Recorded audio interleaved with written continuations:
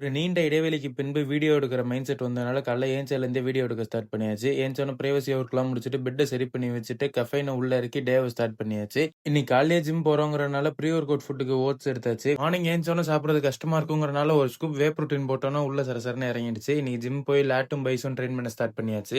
ஒரு மாசமா சோம்பேறித்தனத்தினால போடாத டெட் லிஃப்ட்டை இன்னைக்கு என்ன ஆனாலும் போட்டாலே ஆச்சுன்னு போட ஆரம்பிச்சிட்டேன் வந்தோடனே. வச்சுட்டு கழுகுறக்கே ட்ரெயின் பண்ண ஸ்டார்ட் பண்ணியாச்சு. அதுக்கு அடுத்தது அப்படியே இன்க்ளைன் பெஞ்சில் தம்பிள் ட்ரோயிங்கை போட்டு முடிச்சுட்டு எப்பவும் போடுற தம்பிள் புல் ஓவர் இன்னைக்கு 2 கையிலையும் தம்பிள் வச்சு போடுன்னு ட்ரெயினர் சொன்னதுனால டியூயல் ஆம் தம்பிள் புல் ஓவர் போட்டு இன்னைக்கான லேட் ஒர்க் அவுட் முடிச்சாச்சு. பைசெப்ஸுக்கு தம்பிள் கால் அடுத்தது ப்ரீச்சர் கால் ஹேமர் டைப்ல போட்டு முடிச்சுட்டு ஸ்பைடி கால் போட்டாச்சு. நம்ம ஜிம் ஓனர் ஸ்பைடர்மேன் ஃபேனா இருப்பாருன்னு நினைக்கிறேன். அவர் எப்ப பைசெப்ஸ் கொடுத்தாலும் அந்த ஸ்பைடி கால் இல்லாம இருக்காது. முடிச்சிட்டு அப்படியே வீட்டுக்கு வந்தா காடுகள்கிட்ட நம்ம போட்டு இந்த பார்சல் வந்துருந்துச்சு. என்கிட்ட இருந்து என்ன காப்பாத்திக்கவும் என்கிட்ட இருந்து மத்தவங்களை காப்பாத்துறதுக்கும் தேவையான பொருட்கள் தான் இருந்துச்சு. மதிய லஞ்சுக்கு 300 கிராம் ரைஸும் அது கூட கொஞ்சம் சோயா சங்க்ஸும் எடுத்தாச்சு. செவ்வாய்க்கிழமையில சோயா சங்க்ஸ் சாப்பிட்டா நல்லதுன்னு வீட்டுல சொன்னாங்க. மதிய நேப்புக்கு அப்புறம் ஏஞ்சி குளிச்சுட்டு வெளில கிளம்பி போயாச்சு. நைட்டு வீட்டுக்கு வந்து டின்னர் சாப்பிட்டு 11 மணி போல துபாய் நண்பர் கொடுத்த சாக்லேட்டை ஒத்தாலாம் முடிச்சுட்டு டேவை முடிச்சாச்சு.